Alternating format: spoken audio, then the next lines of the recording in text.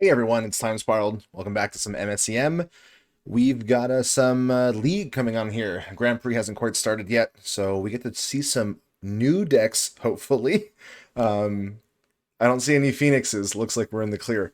All right, we've got Nyx over here against Aanginer. So we're going to do a quick review of the cards that we see in hand. I think I know what both these decks are going to be trying to do. So real quick, if you see a Kelly Throst's Workshop, you know someone's on Artifacts. So this is a really powerful land that can tap for 2 colorless once you control 3 or more artifacts. We're seeing a lot of other soul ring based lands here that can also tap for colorless when you control a certain amount of things. And cards like Harvest Reaper will let you get a bunch of your colorless cards out of your deck. So these are fantastic cards.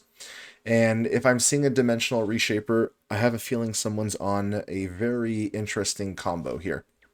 Over on Anginer's side, we're seeing some land, some ramp. I'm pretty sure this is Teamer. Looks like we've got Gate of Realms, Mana Overflow. We've got the Recall Forgotten Aeons, Tend to the Grove, and looks like we've got Dragoncalling. That's actually really exciting. So it looks like some sort of big ramp. You hit your Dragoncalling, and then you win on the spot with a Shimmering Dragon, possibly. So to talk a little bit about Dimensional Reshaper, it's a very interesting card. I designed it. It does some weird things. It makes 2 target permanents that share a card type become a copy of the other. And you can use it in conjunction with the Spirited mechanic, which reads when it enters, you can activate one of this card's activated abilities for free. And of course, it's always balanced with the card itself. But if you swap it with something else that has an absurd activated ability, for example, a Dead Man's Hand that is an insta win, you can just straight up win the game right there and then. So we'll see how this plays out. We've got a volatile stonework in the hand as well over here. Let me just make this just a smidge bigger for all of you. There we go. It looks like we're just absolutely spamming mass artifacts here. Honestly, you got to be kind of thankful that your opponent doesn't have, a cheap sweep because these all cost 1. Okay, no, Imperial Collection costs 2, but the fact that they're spirited on here means that I think we can confirm that it's a dimensional reshaper ability here. Shikai's readout in hand to hit graveyard. It's funny that we get to run these main board. Honestly, it can find a target if it hits multiple Recall Forgotten Aeons here. We cycled out, it looks like one of our workshops. And looks like the backup plan here appears to just be swinging in with Harvest Reapers and putting equipments on them, which honestly is kind of funny. Okay, what do we got here? Timber Range, Shockland. We got some other cards in hand here, such as Tretary Restoration, which, yes, can ramp you 3 land cards, but it actually won't. I'm assuming this Shikai's readout might fire out to hit the lands, depending if Tretary is played here or not, so we'll have to see. We've also got Untouched Wilds. For each land you control, you just bring a land card from your graveyard back to the battlefield tapped. So yeah, just big ramp. You got your Cascade here and Tend to the Grove, which is always going to hit a 2 mana card, which I'm assuming is Restoration. So here is Restoration. We've got a Hold. Readout's going to fire off here and is going to take out the graveyard. So this is going to fail to get a land card back from the graveyard. So it can search the library for a basic land card, gets a land from the hand, and a land from the yard. So Nyx is going to fail to find. The fact that there's no basic lands in the library, though, is kind of sad, but, it is what it is. Drawing Center of Culture is good. It's not legendary like the Kelly Throst's Workshop. But the interesting thing here is between these two, we're able to Imperial Collection for more equipment. They immediately attach, which is, not horrible. Another Center of Culture. We are missing an enchantment, unless I missed one on the field. No, so it looks like we've only got 4 mana to play with here. So we're using Imperial Collection to make another equipment piece here, and we get to attach it. Can't. Why not? Yeah, okay, cool. Yeah, it's Imperial Collection costs 3 to make these things, but that's because, you have to attach them. So 1, 2, 3, 4, 5, 6 more damage. Oof. This is definitely not, I'm assuming, how this deck is supposed to play out over on Nyx's side, but yeah, we'll see how things go. A lot of mana here. So this is going to be mana overflow. And it looks like we've glitched it. So it's you add red for each land you control. So it's going to be 7 red added for 4. And then you will exile the top 3 cards of your library, and you can play one of those cards this turn. So we could play Untouched Wilds. We could play the, Mountain from the, Okay, and now that each of these is unique, your Heart of Zadina actually taps for a lot here, right? 1, 2, 3, 4. We have 8, so you can tap these 4 and generate 8 mana.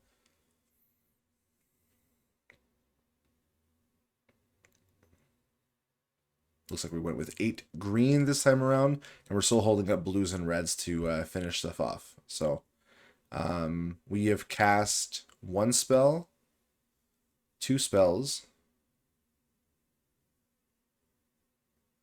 I'm assuming 3/4 might be a Tend to the Grove. Depends on what we have. I don't think we have any lands in the graveyard, so...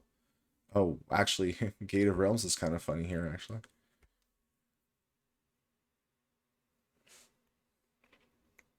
Okay. We're down to 7. This does cost 9 for Dragoncalling.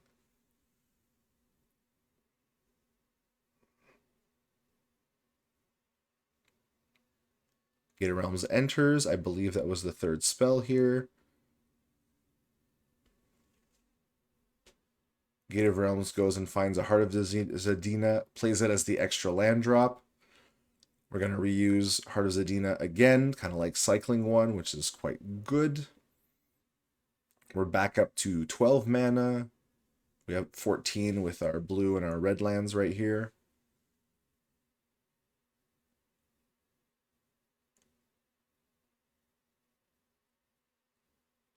All right, let's see it.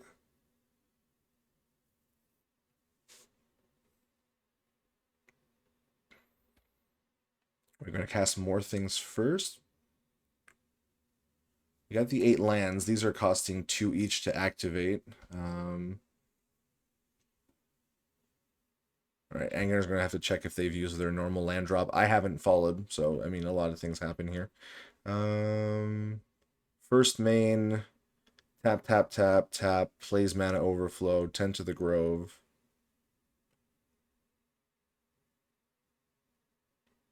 Played a mountain from... Yes, it was the mountain from the exile stack here. Okay, so playing out another Gate of Realms. I'm gonna go find another land here.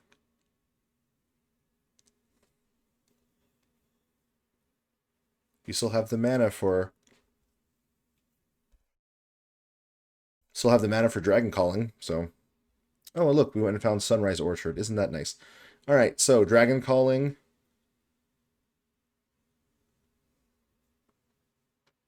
It's going to get 4 dragons, and that's pretty much going to be lethal. Because if we're finding the dragons that I think we're finding, that's just simply going to kill the opponent. So, Azaz. I appreciate that we're playing out for the viewers. And then Shimmering Dragons. Aanginer, we're not even using the pretty Shimmering Dragons that I worked so hard to re-art. Not that there's anything, wrong with that. But yeah, so Tyrant, Azaz, 2 Shimmerings, which when they attack create copies of the other ones, and they have haste, and there's 6/4s. So yeah, that's just, lethal if you resolve the Dragon Storm, which of course you get to 9 mana. That's kind of what happens. I guess a big difference between going for this versus going for something like a Mastery of the Veil is your opponent can interact with the creatures. But yeah, I mean, 9 mana does win games.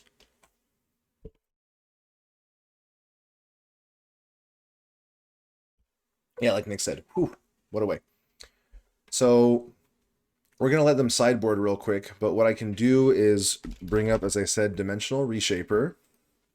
So this flips 2 things. So there's like spirited cards, like we saw the Imperial Collection, There's also Imperial Silks that have Spirited, and then what you do is you find something like Dead Man's Hand. If you know, I can just finish typing correctly, which has an ability that's tap, sack it, 2 permanents with mana value 1, 2 permanents with mana value 8. Target player loses the game. Well, the interesting thing is, if you do the Dimensional Shaper with it, it'll activate this without paying its cost, and it'll just immediately make a player lose the game. It's kind of a shaky combo, so you know, it's got a lot of little moving parts to it, but it can do some really dumb stuff. But you have to have Reshaper out, then you have to play, you have to do some silly stuff. So, but it's a cool deck. So I could also be wrong because I haven't seen a Dead Man's Hand in the hand yet. But when I see Dimensional Reshaper, I always just immediately assume that's what people are doing with it. So if I'm wrong, it'll be really interesting. We do have some new cards here. We've got 2 copies of Blackwall's Edge, which is an enchantment land. When they're destroyed, they go back to the owner's hand, and they're quite good. We have more Harvest Reapers coming out early. We have Gilded Spyglass, which can keep digging for colorless cards. Cradle of War can put artifacts onto the field for free. This is control 3 or more artifacts. We didn't have it yet, but now we do, I believe. Nope, we're still at 2. It costs 1 less, though, for each other artifact. So eventually this costs a lot less. We have Imperial Coins, which is another very cheap spirited artifact. So yeah, there's like 3 in the set, so that are spirited and artifacts, I believe. So that's not surprising. Over in Aanginer's hand, we're running out some of our early fetch lands, it seems. I think we're going to go for an Untouched Wilds, where it's going to be, next turn it's going to be 1, 2, 3, sacrifice all 3 of them, and then we're going to play that one to get those 3 fetch lands back to the battlefield. So yeah, Untouched Wilds is really, really good if you're able to run like triple fetches right at the beginning, because it can ramp you for a lot. So yeah, very good card. Biohazard here can clear out all the really cheap artifacts.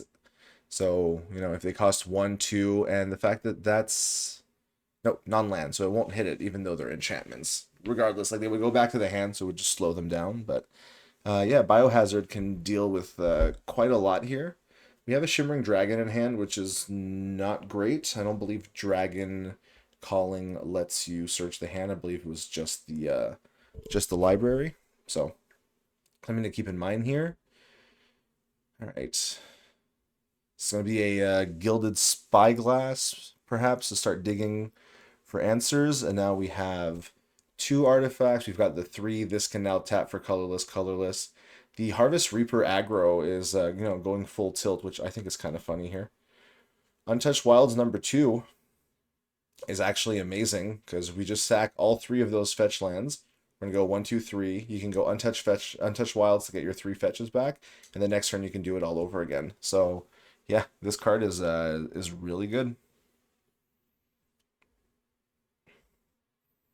Okay, so we've got a Nomad's Township. We're getting an island.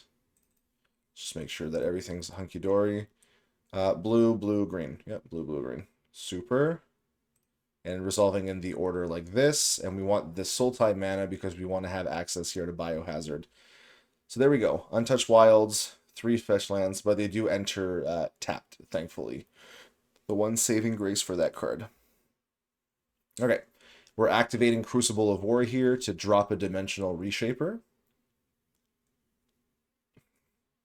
Aangier's am I dead? I love how these, like, they're not, I mean, I guess they're kind of combo decks. Obviously, it's like a ramp combo down here, and up there it's Dimensional Reshaper combo, so it entirely depends. Hey, there's another soul land. It's Jade Temple. This one just can't be spent on spells or activated abilities of lands, but you can use it on things like Cradle of War or Scavenge here. Or, you know, obviously Gilded Spyglass. So this is looking at the top 5 cards. Going to find a colorless card and put it into your hand. What's really neat is that that can be a land or it can be an artifact. And in this case, in Nyx's deck, it's pretty much all that's in there, I would imagine, considering the colorless mana base. Kind of interesting. You know, you'd expect... Oh, okay, well, it's Egg of Avarice. That's really cool. So we can actually sacrifice a creature here, the Harvest Reaper. And we could search for a creature card with mana value 1, so we can do some interesting cycling abilities. Okay, yeah, chipping in first before sending the Harvest Reaper to the grave. The Scavenge is neat because when you scavenge, you can search your library for a colorless card. So, And because you need to have a creature to scavenge, the fact that Egg not only puts it in the bin, huh? It's a creature card with mana value 1. But okay, well we saw the Dead Man's Hand. That's like that's what we expected. So now I'm guessing we are going with. Oh, that's okay. That's really interesting. So we're scavenge. We dimensional reshapered Blackwall's Edge to become a Jade Temple, which is totally doable. We scavenged this one, and we went and found Dead Man's Hand. So it enters tapped. All right. All we need now is here we go. Stop on untap, and we are going, I believe, to flash in Imperial coins. It's got Spirited, and we Dimensional Reshaper to flip, because Dimensional Reshaper can only be used once per turn. You have to do it on your opponent's turn. Wow. Whoa. Kind of a spicy combo there. Obviously, you saw there's like a lot of little moving parts. If you got rid of that Harvest Reaper, you couldn't have gone and scavenged up the other one. You can hate out on those lands using, land removal. There's a lot of little things you can do. But okay, I'm glad I was correct in, thinking that it was a Dead Man's Hand combo deck. Over here, we're seeing Sunset Monastery. This is always really funny because this card has like been described to me as being absolutely garbage and unplayable, and then some people are like, "Wow, this card is like really good." Actually, it just enters, you draw a card from your hand goes on the bottom of your library. So if you have stuff like Shimmering Dragon that you really don't want to be stuck in your hand, this is the kind of card that can put it away and give you something better. But like, it taps for colorless. It is untapped though, so.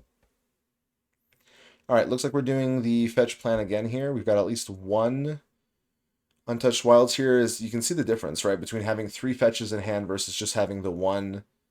You're not, and this doesn't, this doesn't put anything else in the bin. So here we're running out Zealot Planner Academy. So you shuffle the top 3 cards of your main library into a new face-up library, and you sack it after the archived library is empty. So you have technically a little floating pool here of 3 cards that you have access to. You can always scry, or you can just tap it for colorless. It is an enchantment, so it's vulnerable to enchantment removal. But in this deck, it kind of just means that it's good because like might as well use the enchantments. Original Northern Express line here. Wow, that's pretty interesting. So these are kind of like better diamonds. They also have a mode where you can kind of like border post your way up, where you can return a land you control to its owner's hand rather than pay the spell's mana cost. They're really good, especially when you have multiples in hands and like on turn 2, you can flip your entire land base back in your hand. But yeah, just be careful with the artifact removal. Harvest Reaper coming out. We've kind of looked at everything that would be in Aanginer's deck here between Wilds, Gate of Realms, Biohazard, and Tent to the Grove.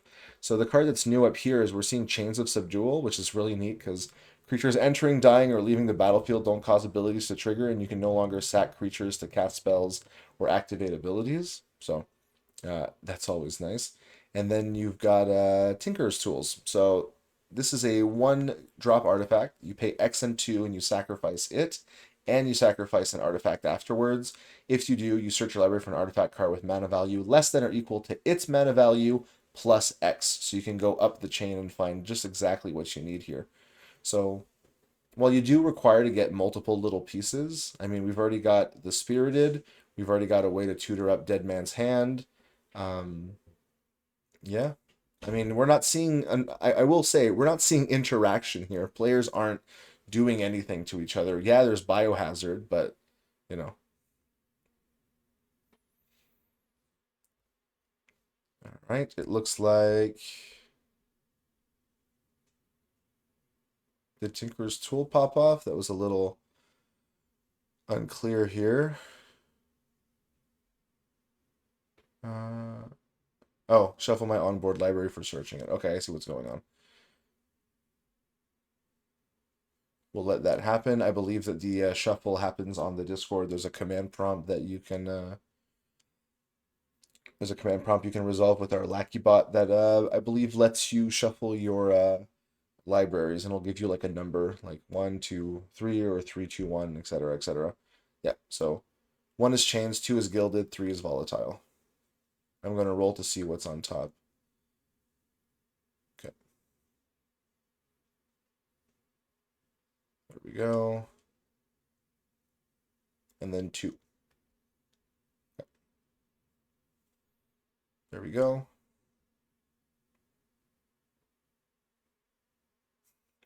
Yeah, so the interesting thing is like archives and like additional libraries actually work so much better on paper than they do on Cockatrice. They worked really well apparently on Lackey CCG was the platform that we used to use, but Cockatrice doesn't really have features for additional libraries or additional searchable piles or shuffleable piles, while I believe Lackey CCG had a bunch. So it just is.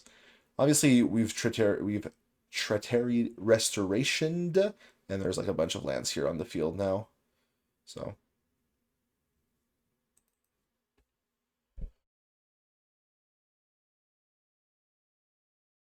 that sorry about that. That land token came from Tent to the Grove, which is why you're seeing a tapped token land mountain forest just hanging around there.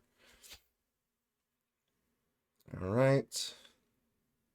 We pulled volatile stonework. Now we're using Tinker's Tool to sacrifice the Harvest Reaper.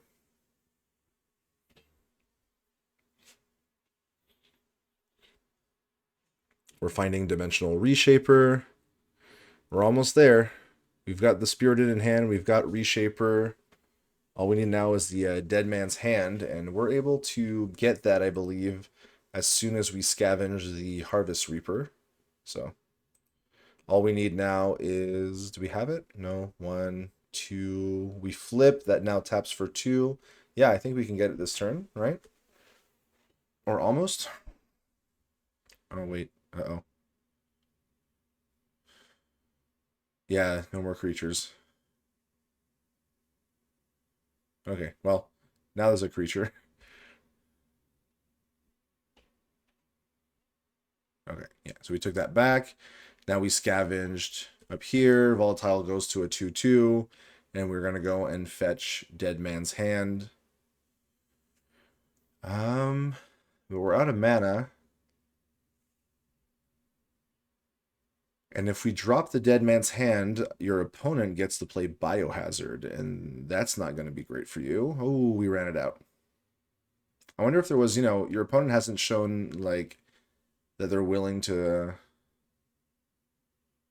There's no way to give it flash, right? I'm just thinking, even if you switch the artifact with one of your artifacts here, it's 2 other target permanents, so you can't flip that into it. No, I think, I mean, we are missing black for bio, right? Oh, but okay, we've got Timber Range. Okay, we got at least 1 fetch land here. So there it is. There's Nomad's Township.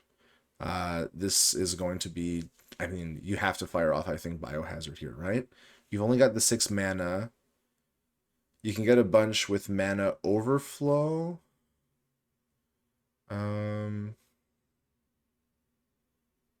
So this is an X equals 3 Biohazard, which is also going to hit Dimensional Reshaper, right? Yeah. So, yeah. I mean, anyway, hitting your Reshaper was going to be bad anyway. But Dead Man's Hand in hand would have been a little safer, I would imagine. I don't think your opponent's running a lot of hand attack, so... I love how we're saying why to give you that tick, as if Biohazard wasn't being played last month already exactly for this kind of nonsense. So it hits this. Thankfully, it says non-land, so it will not hit the enchantment lands here. And now, whenever Nyx is going to, I believe it's what, draws cards or cast spells, you're going to lose a bunch of life. I mean, we're still in it in a certain sense. Like, we could luck out and, here's Spyglass, digging for more lands or, the actual pieces to win again. We'd need a Reshaper and we need Dead Man's Hand again. Okay, well, there's Reshaper. I mean, the pieces are coming back. Lost some life there because of the casting and the drawn cards. And now, what do we have access to here? We don't have Heart of Zadina. We do have only 1 fetch in the yard. So this is where Untouched Wilds doesn't feel as great. Gate of Realms is nice. I mean, it will find us a land, and we haven't played one this turn. So Aanginer can go up to 7, and that could be a Heart of Zadina here, and that'll be 1, 2, 3 here. Yeah, so that'll be 7 mana, and with 7 mana, I wonder. Yeah, so we're gonna do this. I'm guessing we're gonna discard Untouched. We're gonna add. We're removing Mountain. Cool. So 7 more red. We should have a bunch of... Interesting. Should we have a bunch of some more mana? We did 1, 2, 3, 4. Did we not use the heart, or did we just use the heart to pay for... Interesting. I feel like we used the heart for... Yeah, I might have messed up. Okay, yeah. I mean, this should have been the mana. You float 7, you use 3 of that. You played a land this turn because of Gate of Realms.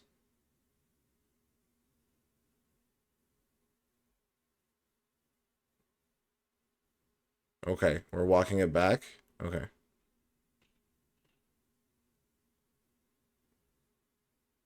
Okay.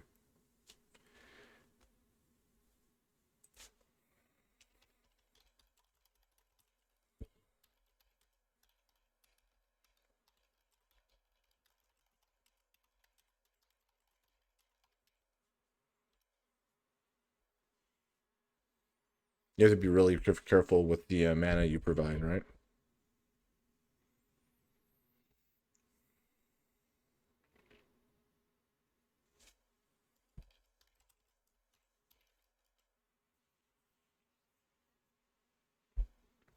Okay, so lots of mana. Are we just hard casting Shimmering Dragon here? Looks like it.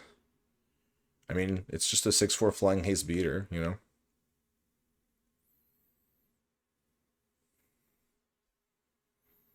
Oh, and of course, for each creature you control, sorry, it also counts itself. So it actually attacks for 12.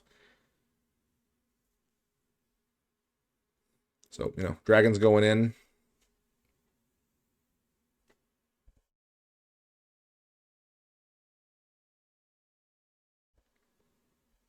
All right. Gate of Realms is here, but no longer has the mana, I think, to use it.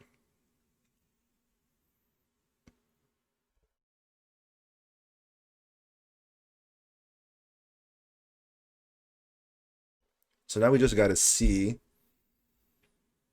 Unmarked Vials isn't it, but if we dig for it, I mean, I don't know what we would need to win here. We've only got, yeah, we don't have the two necessary here. Wow, all right. Some interesting decks. It's gonna be a really interesting Grand Prix if this is what's coming our way. I hope people come prepared. Yeah, so like I said, if you hold on to the Dead Man's Hand, we would have had the Dimensional Reshaper and the coins. So yeah, of course, but you can't know what your opponent has, and you could also be concerned about hand attack. So I understand the wanting to do it that way. Yeah, I mean, players are doing a lot of big mana stuff. I hope decks pack some answers for cards like Heart of Zadina or punish some of these soul lands, because yeah, there's some tricky stuff out here. So uh, hopefully this has been an enjoyable match for people. It's not Phoenixes, that's for sure, but hopefully we do see 1 or 2 of the changed Phoenix lying around during this month. So thanks again for stopping by. We hope you enjoyed the video, and yeah, stop on by for some more content here in October for MSEM.